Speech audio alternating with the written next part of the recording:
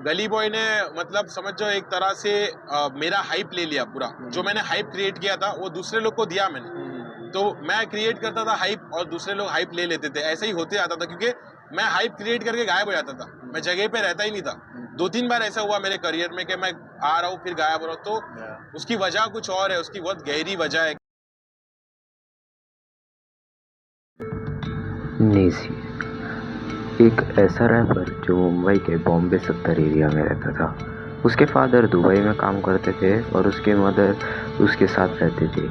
काफ़ी सही लाइफ चल रही थी उसकी, पर मेन उसका ये था कि बचपन में लफड़े करना, उधर इधर चोरी करना, थीफ करना बेसिकली। दोस्तों के साथ रहा, मैं उनके साथ बहुत एड़े चाले मचाए भाई। दुकानों पे से चोरी वोरी वो करे और टेनिस क्रिकेट के बॉल ढापे क्रिकेट खेलने के लिए। दुकान वाले को बोले वो अंदर वाली चीज़ चाहिए भाई, वो अंदर गया तो इधर ढक्कन खोले सीधा बॉल गा।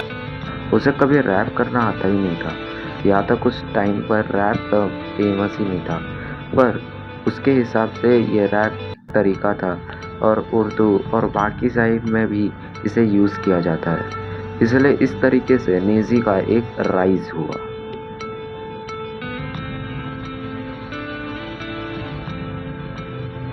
इसके बाद नेजी का थोड़ा सा राइज और उसको जब लोगों ने देखा तब उसने आफत और भी ऐसे टाइप ऑफ ट्रैक्स डालना स्टार्ट करा इंटरनेट पे। आफत और ऐसे ट्रैक्स जैसे आने दे और मेरे गली में अपलोड हुए। अब ये ट्रैक्स बहुत ही ज़्यादा पॉपुलर होना स्टार्ट हुए। इन द स्टार्टिंग टाइम्स आफत ज़्यादा पॉपुलर हुआ था क्योंकि ये एक राइज था ऑफ अ फेमस आर्टिस्ट जो आगे जाकर इतना फेमस होने वाला था कि बहुत मेन स्ट्रीम जाने वाला था।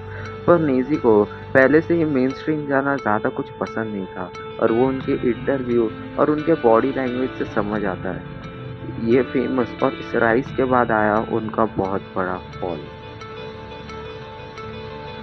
आफ्टर गेटिंग नेजी पॉपुलर, उन पर एक फिल्म भी आई गली बॉय, जो टेक्निकली बायोग्राफी नहीं थी, वो सिर्फ जस्ट एक फिक्शनल रैप के रिलेटेड फिल्म थी, जिसे 8 माइल की कॉपी भी कहा जाता है। बट अगर नेजी के ऊपर इफेक्ट देखें तो उसका उनके ऊपर गलत इफेक्ट पड़ा, क्योंकि वो तो बचपन से चिल लाइफ जी रहे थे और मूवी में काफ़ी ज़्यादा हसल दिखाया था। काफ़ी लोग कहते हैं कि वो फुल नेजी पे तो नहीं था, डिवाइन पे भी था। बट हाँ, नेजी को वो पिक्चर इतनी खास नहीं लगी क्योंकि वो हर चीज़ को एक बाय एक स्टेप लेना चाहते थे, बट ऐसा हुआ नहीं और इसी वजह से उन पर स्ट्रेस भी हुआ। उन्हें इसके बाद अपना जगह छोड़कर चले जाते थे। 6-6 एक-एक साल के बाद उनके गाने आने लगे। आफत का सीक्वल भी आया जो काफ़ी अच्छा था, बट उसके बाद के जितने भी ट्रैक्स थे वो इतने खास नहीं बन पाए।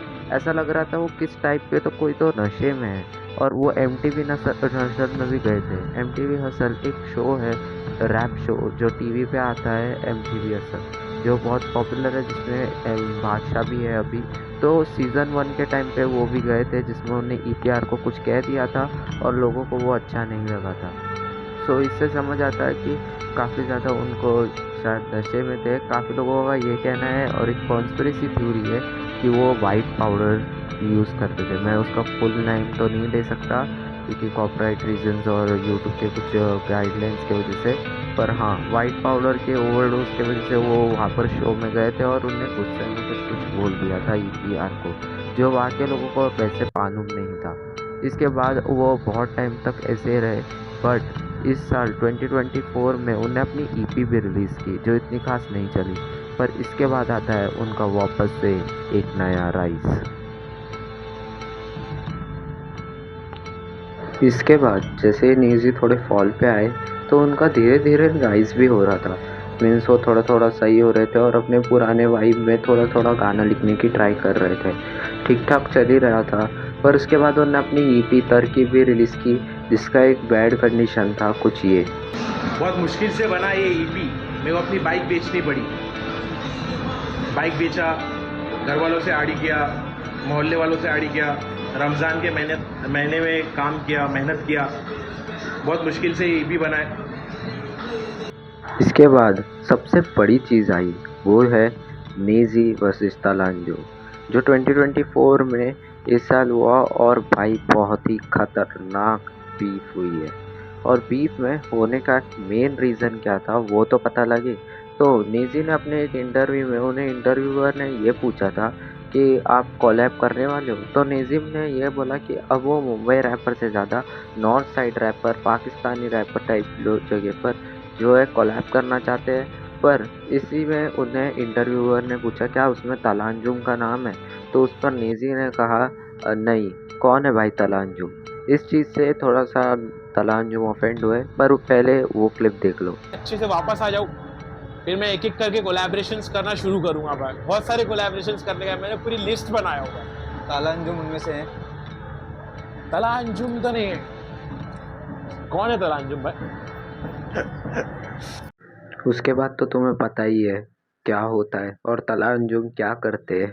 तहस नहस करूं नेजी, ये ईथर है तू जेजी, सारे बोलो फक नेजी, सारे बोलो फक नेजी, तू मुंह से हगे अपनी गांड से, सोचे तू गांड से पागल, you're crazy, rest in peace young Naezy, rest in peace young Naezy, तू इसके बाद तुम्हें लग रहा होगा शायद नेजी ने ना रिप्लाई किया हो, क्योंकि नेजी कभी भी बीफ में पढ़ते नहीं है और उन्होंने उसी इंटरव्यू में बोला था कि वो बीफ में कभी पढ़ेंगे नहीं। पर अगले दिन ही एक डिस्ट्रैक्ट रिलीज होता है, पर मैं वो कवर नहीं करूँगा क्योंकि एज़ पर नेजी वो एक डिस्ट्रैक्ट नहीं है, वो सिर्फ एक यूनिटी सॉन्ग है और वैसे भी उसमें ज़्यादा शॉर्ट्स नहीं थे, सिर्फ एक तलांजुम का नाम लिया गया था बस। इसके बाद एक डिस्ट्रैक्ट रिलीज होता है जो इसके बाद आता है, उसके बारे में तुम्हें पता ही होगा, नापाक।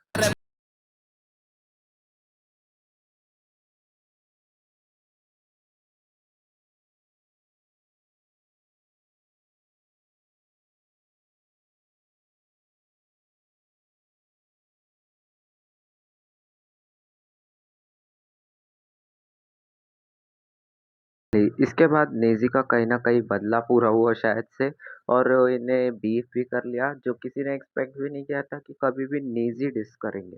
बट जो भी हुआ, नेजी ने डिस किया और इससे थोड़ा बहुत कमबैक हुआ। ऑब्वियसली इसमें नापाक में थोड़ी गलतियां थी, पर फिर भी ये ट्रैक एक अच्छा डिस्ट्रैक्ट था, अच्छे शॉट्स थ्रो किए गए थे।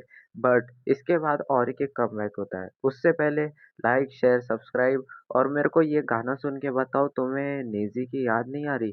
ये इस डिस्ट्रैक्ट के एक दिन के बाद रिलीज हुआ और भाई क्या ट्रैक है, एक बार सुन के तो देखो। यूज कराया इंडस्ट्री को होता क्या हिप हॉप, बीज मैंने बोया फल खाने कोई और, फेम बहुत मिला अंडरग्राउंड रहना, आते आते फेजेस है डाउनफॉल नहीं ना, फेम बहुत मिला अंडरग्राउंड रहना, आते आते फेजेस है डाउनफॉल नहीं ना, कंसिस्टेंट रहना, गायब नहीं होना, चाहते मुझे सब है बदलाव के लिए करना, रोज हर दिन लड़ना, नफ्स को काबू में, नफ्स के काबू में नहीं, मस्त मेरा ग्रूव है।